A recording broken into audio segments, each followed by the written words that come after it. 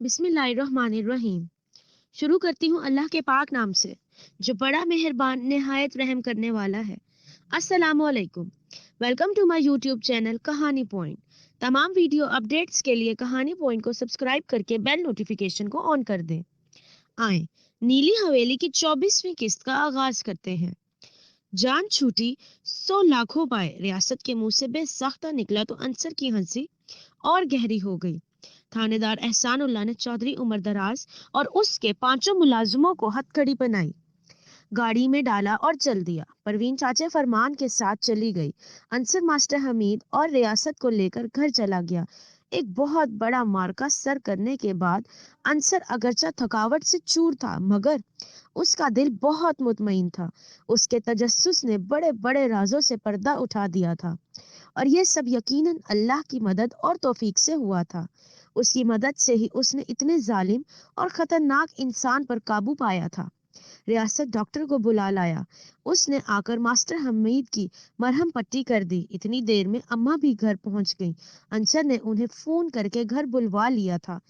उसका कजन उन्हें छोड़ने आया था। घर आते ही वो अंसर के गले लगकर रोने लगी।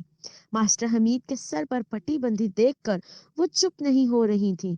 अंसर ने उन्हें बताया, अब्बा अब बिल्कुल ठीक हैं। 1-2 दिन में पट्टी भी उतर जाएगी। ये बात सुनकर उन्हें कुछ तसल्ली हुई। रियासत का हाथ बुरी तरह सूज चुका था।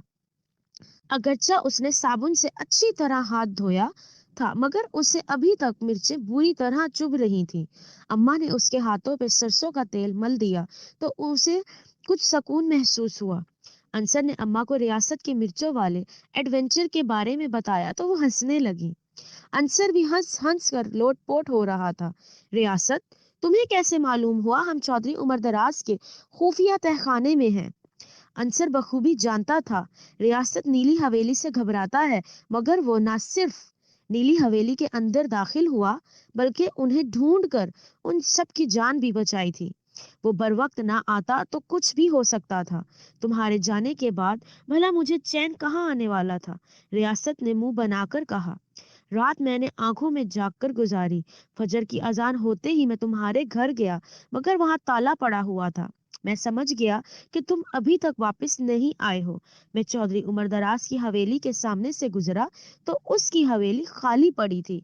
न कोई बंदा नजर आ रहा था, न बंदे की जात। रियासत ने गहरा सांस लिया। मैं बड़ा हैरान हुआ। मुझे खटका हुआ, कहीं ना कहीं गड़बड़ तो जरूर है।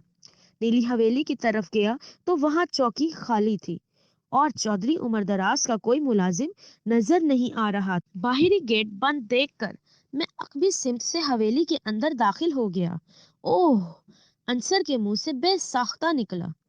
नीली हवेली के एक कमरे में चौधरी उमर दराज के मुलाजिम मिल गए। वो लहूलुहान, बेहोश, बंधे पड़े थे। मैं समझ गया ये तुम्हारी कारस्तानी है, मगर तुम कहीं नजर ना आए तो फिर तुमने हमें ढूंढा कैसे?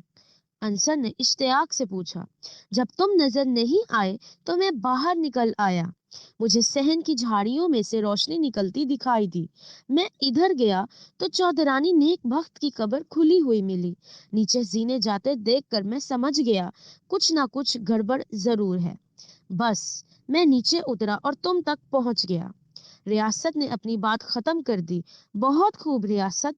अंसर ने उसे खिराजे तहसीन पेश किया, मगर अंसर फिर बोला, तुम एक पुरखतर जगह पर जा रहे थे, क्यों कोई असलहा साथ लेकर जाते?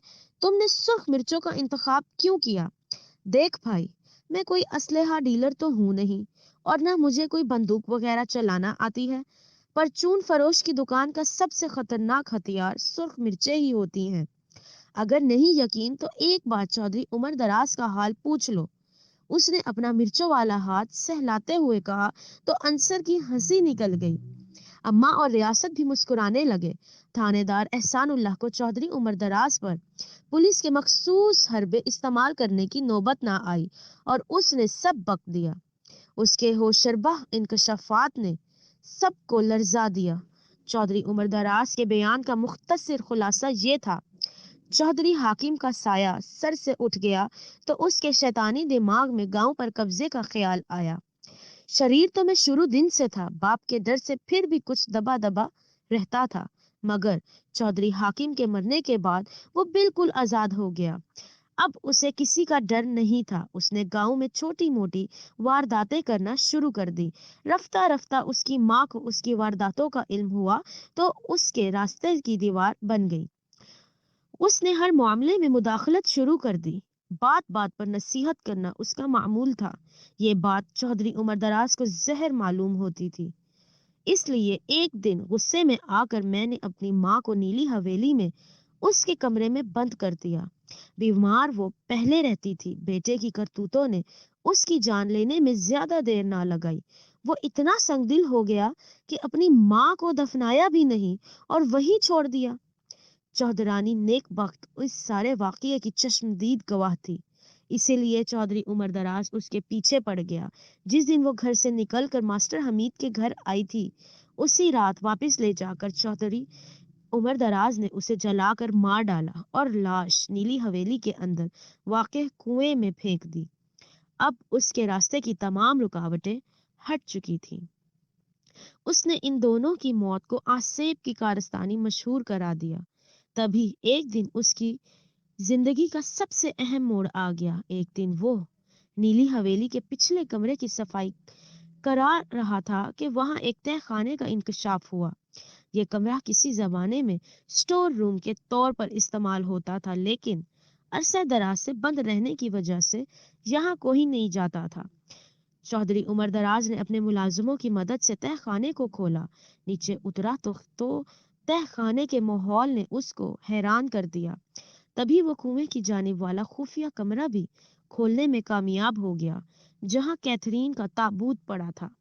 वहां हीरे जवाहरात के ढेर देखकर उसकी बाँछें खुल उठी। जॉर्ज फर्नांडिस की डायरी उसके हाथ लगी तो गोया उसके दिल की मुराद बर आई। उसने पढ़ा कि जॉर्ज फर्नांडिस किस तरह हवेली के नीचे अपने काले करतूत अंजाम देता था और ऊपर इलाके पर हुकूमत करता था। चौधरी उमर दराज ये सारी बातें पढ़कर खुशी से उछल पड़ा। तभी उसके शैतानी दिमाग ने ज्यादा से ज्यादा दौलत समेटने के मंसूबे बनाने शुरू कर दिए। इस काम के लिए उसने जॉर्ज फर्नांडिस की पॉलिसी को ही जारी रखने का फैसला किया। सबसे पहले उसने नीली हवेली के जुग्राफिये में थोड़ी तब्दीली की। अपनी माँ और बीवी की फर्जी कब्रें बनवाई। तहखाने से वहां तक खुफिया रास्ता बनवाया। पुराना रास्ता कदीम तर्ज तामीर पर मुश्तमिल था, इसलिए उसका इस्तेमाल तर्क करके उसको बंद करा दिया और फर्जी कब्रों के नीचे नया रास्ता बनवाया। अपने धंधों और जुराइम को जारी रखने और वहां लोगों को मुदाखलत से बाज रखने के लिए उसके शैतानी दिमाग में एक अनोखा मंसूबा आया। उसने अपने 5 चेलों के जरिए गांव में नीली हवेली के आसेब के किस्से मशहूर करा दिए ताकि लोग खौफजदा हो जाएं। नीली हवेली का खौफ लोगों के दिलों में बिठाने के लिए उसका वीरान होना भी जरूरी था। इसलिए चौधरी उमर दराज इसको अलविदा कहकर दूसरी हवेली में मुंतकिल हो गया और गांव में मशहूर करा दिया कि वो आसेब की वजह से वहां से निकला है। उससे लोगों में खौफो हिरास मजीद फैल गया। फिर उसकी हिदायत पर रात को उसके चेले घुंघरू बांधकर और अजीबो गरीब लिबास पहनकर लोगों को डराने लगे। अगर कोई भूल चूक से नीली हवेली में दाखिल हो जाता तो उसके मुलाजिम उसे पकड़कर मौत के घाट उतार देते और फिर पीपल के दरख्त पर लटका देते। चौधरी उमर दराज का तीर ठीक निशाने पर लगा। लोग इतना डरने लगे कि अपनी जरखेज सोना उगलती जमीनों को औने पौने दामों उसे बेचने लगे। उससे उसकी दौलत में बेपनाह इजाफा होता गया। कहते हैं लालच इंसान को अंधा कर देती है। यही हाल उसका भी हुआ। दौलत की हवस में इतना आगे निकल गया कि वापसी का रास्ता ही गंवा दिया। उसने ज्यादा से ज्यादा दौलत के हसूल के लिए बच्चों के अगवा और गांव में मंशियात का धंधा शुरू कर दिया। उसे इस बात का बखूबी पता था कि जॉर्ज फर्नांडिस बच्चों की स्मगलिंग के लिए नीली हवेली का ही खुफिया रास्ता इस्तेमाल किया करता था, जो एक मुकाम पर गांव से बाहर निकलता है। उसने बच्चों की स्मगलिंग और दीगर घिनौने धंधों के लिए इसी रास्ते को इख्तियार किया। इस तरह किसी को भी शक नहीं होता था کہ ان وارداتوں کے پیچھے چودھری عمر دراز چھپا ہوا ہے۔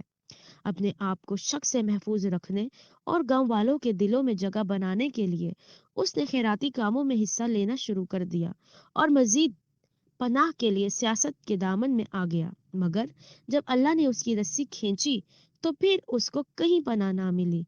موہرا پکڑا گیا تو ساری بساط الٹ گئی۔